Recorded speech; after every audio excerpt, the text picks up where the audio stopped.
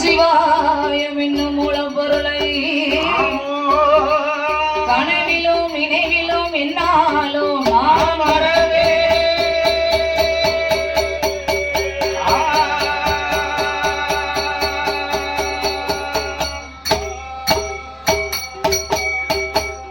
சாமி கணபதியே என் குரு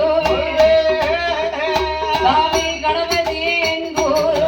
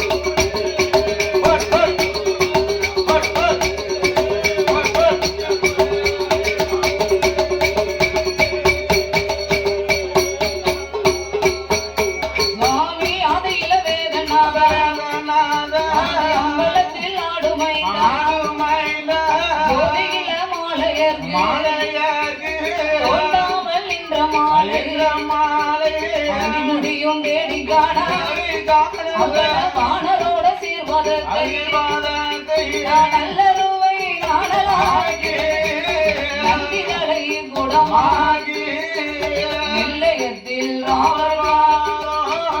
இருகையில ஐயா உந்தன் சொல்லை நாங்கள் பாட உந்தன் சொல்லை நாங்கள் பாட எனக்கு துணையிருப்பாய்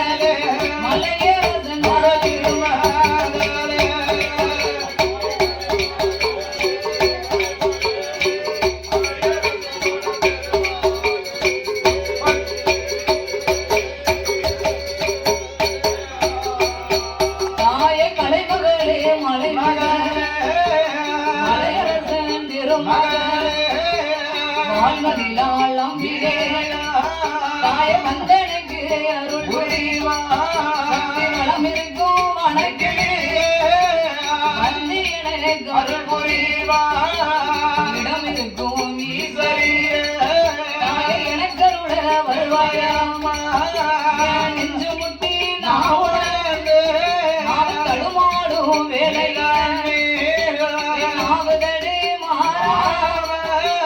நற்குரலும் நெஞ்சதுவும் நினைவுதடு மாறாமல் நெஞ்சிலையும் நாவிலையோ நின்று விலை இலக்கி மனமிழகி வருவாயாமா ஐந்தெழுத்தை ஓரெழுத்த அருள் புரிய வேணுமா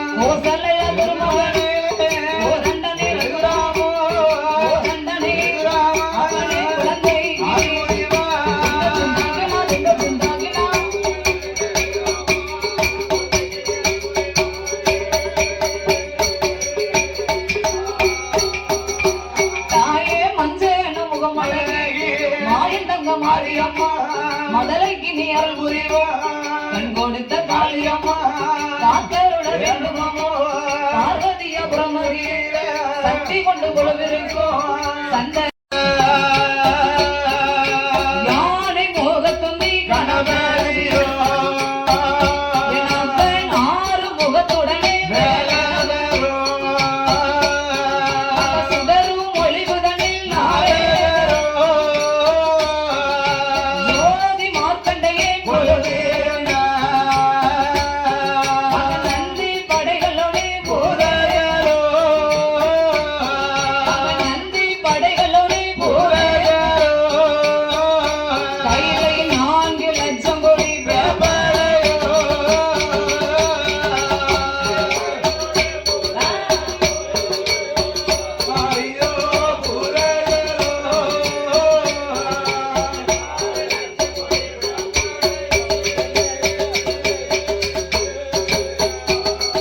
அப்பேற்பட்ட இறைவன் வாழக்கூடிய கைலாச வாசலில் ஆண்டவனாகிய சாட்சாதி சங்கரன் சிவபெருமாளோடு ஆதி கைலாசத்தில் இன்னும் யார் யாரெல்லாம் கொடுதிருந்து வருகின்றார் ஆகாயத்தில் சூரியனோ ஆகாயத்தில் சூரியனோ அன்போகுலி சந்திரனோ ஆகாயவாணியோ ஆகாயவாணியோ அன்னை எங்காலே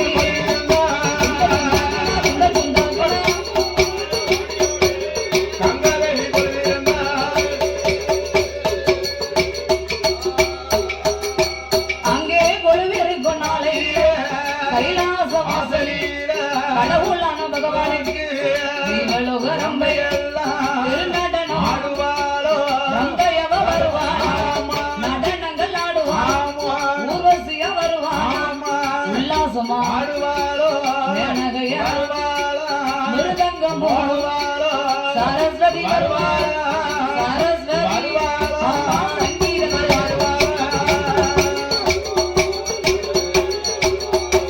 சங்கீதம்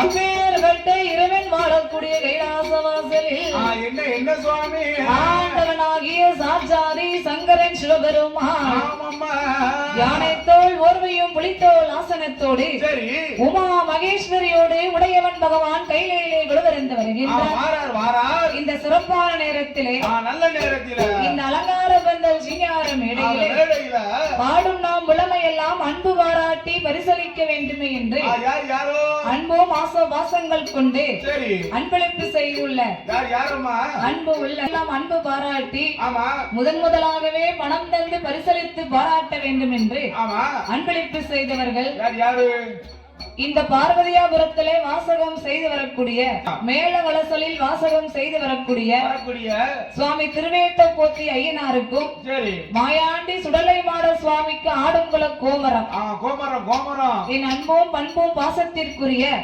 என் அருமை மாமா வேல்சாமி பாண்டியன் மாயாண்டி சுடலை மாட சுவாமிக்கும் திருவேட்ட போத்தி ஐயனாருக்கும் ஆடுங்குல கோமரம் இந்த பார்வதியாபுரத்திலே மேல வலசலில் வாசகம் செய்து வரக்கூடிய மாமா வேல்சாமி பாண்டியன் அவர்கள் கரத்தினாலே பாடும் நம் மருமகளுக்கு முதலாகவே 100 ரூபாயை கொண்டு வந்து 100 லட்சமாகவே அள்ளித்தந்து பரிசளித்து பாராட்டி உள்ளார்கள். அவர்களுடைய வழிவழி வம்சங்கள் உச்சார் பெற்றார் உறவினர்கள் எல்லாம் நம்பிகை சந்தன மாரியம்மன் வடகாசி அம்மன் அருளால அவர்கள் குடும்பகுல கோத்திரங்கள் எல்லாம் சுவாமி வாழ வேண்டும் அவர்கள் வளர வேண்டும் வாழ வேண்டும் அவர்கள் வளர வேண்டும் அவர்கள் வளர வேண்டும் ஐயா அமுசா என்றை